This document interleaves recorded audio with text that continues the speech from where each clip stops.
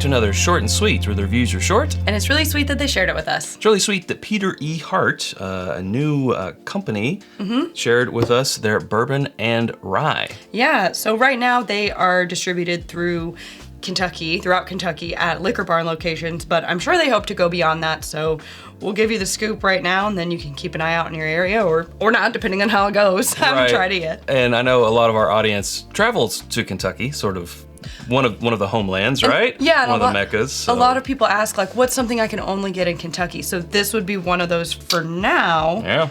But let's see how we feel about it. So we've got the bourbon and the rye. The rye is finished in smoked barrels. So let's start with the bourbon. Yes. Now the bourbon is the more expensive of the two, but it's also the higher aged one. This is an 8-year. We got 70% corn, 10% honeyed wheat. Interesting. 10% honeyed malted barley, and 10% distiller's mash. Question mark on a lot of that mash bill, but 112 proof. Now, coming in at $123 MSRP, it is a single barrel, it is 8 years. They are proof. New. That's what I said that, so at least 112 proof. Yeah. We'll see. Nice and light and sweet on the nose. Got a pretty exceptional nose. I think those, like that honeyed wheat and the honeyed malted barley. And also, I mean, and the corn, it's got a really good light. color. Nice amber color. Yeah, really light, sweet, delicate, a little bit of floral. Zesty, I guess I would say.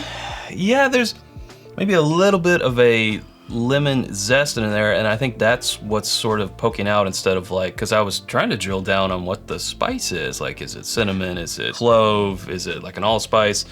I'm not really getting what I put my finger on it. I think it's more like a zesty, spicy. Not spice, but like that zest. Yeah, okay, anyway. To your health. Hey. That's different. That's good. I'm gonna need a second sip. Yeah. Bit of a roller coaster. We've been tasting a lot of ryes recently for our rye best of, so this is the first bourbon I've had in a couple days, and I'm like, huh?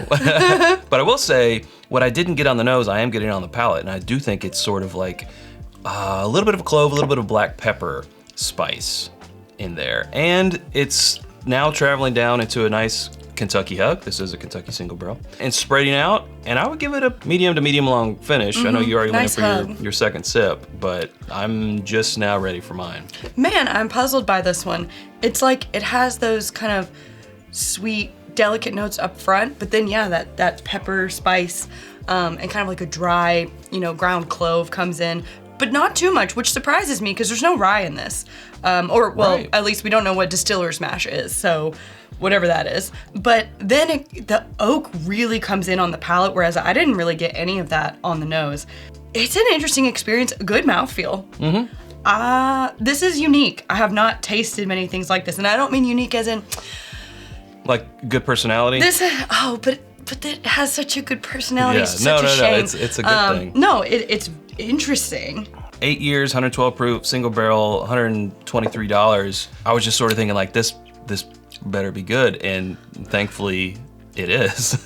And it's unique. I mean, that's one thing to have, a source product, and it's just someone else's juice put in your bottle with your label, and it tastes exactly like everything else. But when it is something unique, that's really what you're looking for in another label. So yeah, very, very enjoyable. Looking forward to the rye. But before we do the rye, we want to hit pause and tell you about our home on the internet. It's whiskyambitions.com. It's where you can get the hoodie, hat, the Glencairns that we're drinking from, of course, our water glasses. That's normally when you take a drink of water, Sarah. Your water glass.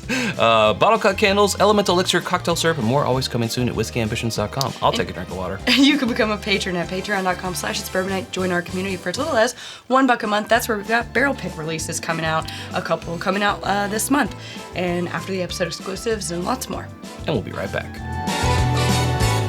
All right, now the rye, we go down in price. It's $66.99 retail price, but we do also get a little bit younger. The youngest in here is 3 years. But it is a blend, so it's a blend of different age statements. The youngest is 3, which I don't really care about for a rye. Age statement means a lot less to me. Isn't it fun? It sort of gave me a different type of whiskey idea there for a second. I don't know what it was. I don't think it was Scotch, may have been like Irish whiskey. I don't know. Anyway, the mash bill You know on this, what it reminds me of? What's that? Jameson Black Barrel that we got straight from the barrel in Ireland. There we go. So yeah, Irish. Interesting. Mash bill on this guy, 56% rye, 33% corn, and 11% malted barley. And again, it is, what do they say? Finished in a smoked, freshly poured bourbon barrel. Interesting. Okay, 100 proof. I think it smells like making s'mores by a campfire. Yeah, s'mores. Like it has like milk chocolate, like Hershey's milk chocolate bar, marshmallow, graham cracker, campfire wood. With some other, it's like a sugary candy sort of Frankensteined into that s'more. Like, it's not like the Michter's toasted marshmallow nose that we get. It's like the s'more, but without the toastiness and some sweetness sort of. I'm gonna stick with toasted marshmallows. All right, that's fine, to your health. Wow. Okay. Also different. I'll give that to both of these. They are different from what else is out there. I couldn't place where these come from. That's true. Just by sipping them, I'm not like, oh, Yeah, like it doesn't that. taste like just, some other distillery. That has a refreshing quasi-eucalyptus, effervescent, but also... Also, I'm still getting that like s'mores graham cracker campfire thing. Yeah. With the milk chocolate. And a little bit of like a tiki tropical sort of zest. And the finish in is tobacco and oak and smoke. Again, that campfire. The smoke, as I say. These are both Wow. interesting in that they change so much, I think, from nose to finish. Like, I went through a lot. Right. This is the most notes I've gotten on anything. A little bit of a not in a chameleon. while, but like, it's just different things at different Yeah. stages of the experience. I personally think that I might be feeling the rye a little bit more. I think it might be a little bit more of a crowd pleaser, whereas with the bourbon, it was so specific in its flavor profile that I don't know if it would be appealing to everyone. And I think at that price point, like, I would want to feel really comfortable with it. So I might want to try the bourbon at like a tasting bar or something before I bought it. But the rye feels more approachable for your everyday person trying to get into something new. But like, that's what I would pick up if I was coming here. Counterpoint though, Sarah, I mean, I agree with what you said, but the rye's different enough from a typical rye. True. Now, 56% rye, that's more of a Kentucky style rye.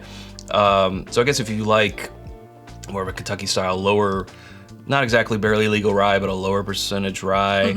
But then this is all, it doesn't taste like that. It doesn't taste like a bourbon. This Yeah. doesn't taste like Pikesville where it's 51% rye. Because of that smoke, I think that smoked barrel finish Smoke and yeah. is making it, unique. I went back to the bourbon after the rye. The bourbon is very classic, but also new and in a different way as well. I don't know which one I would recommend. I actually like these both.